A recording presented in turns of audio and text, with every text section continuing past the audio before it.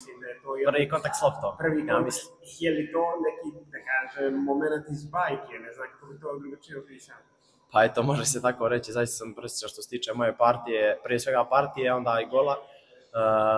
Naravno nisam zadovoljan rezultatom jer ne mogu da budem zadovoljan jer takav mi je karakter, uvijek želim da pobijedim i uvijek ide na pobjedu.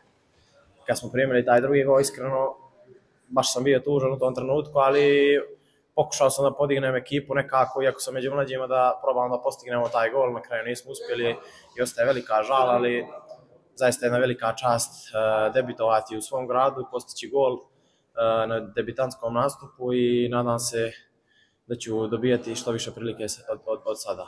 Ovo što si rekao, pokušavao si da podigneš ekipu, to se vidjelo nekako od starta da si ušao u meč kao da ti je 50 za reprezentaciju. Bilo je to i lijepih poteza i za publiku, ali i odgovorno trčanje prema nazad, zaista je ono izgledalo kao da si tu već godinama.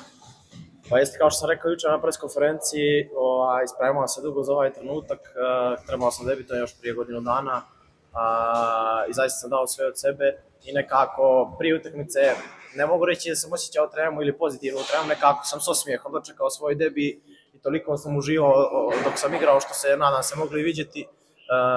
Zaista sam uživao što je iskreno za mene najbitnije i igrao bez straha i nadam se ću nastaviti u ovom ritu.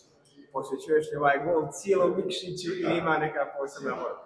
Pa posvećujem gol prije svega cijeloj Crnoj Gori.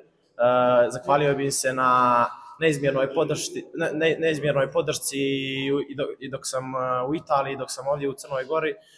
Zaista se osjećam sjajno i to je sve zbog njih i na kraju kraja se fudbal igra zbog publike i nadam se da sam nekim potezima danas uspio da ih veseli. Tvoj cimer, Andrija Bulatović, je ovdje dao gol, malo je falilo da to bude pobjede i da onda zaista bude prava priča. Pa kao što sam rekao, zaista ostaje velika žal zato što nismo ostvarili pobjedu, ali eto ovim putem bih mu i njemu čestitao na debitantskom nastupu, odigrao je sjajno u defanzivnom bloku i uzeo dosta lopti, na kraju Bog ga je nagradio i postigao gol i zaista bih mu čestitao ovim putem i nadam se da ćemo nastaviti i on u istom ritmu.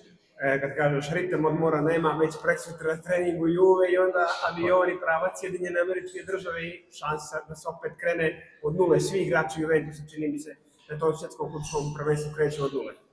Pa tako je, nema pauze, sutra odmah idem za Italiju, noći ću provesti noć sa porodicom ovdje u Nikšiću i iskreno jedva čekam da ih vidim.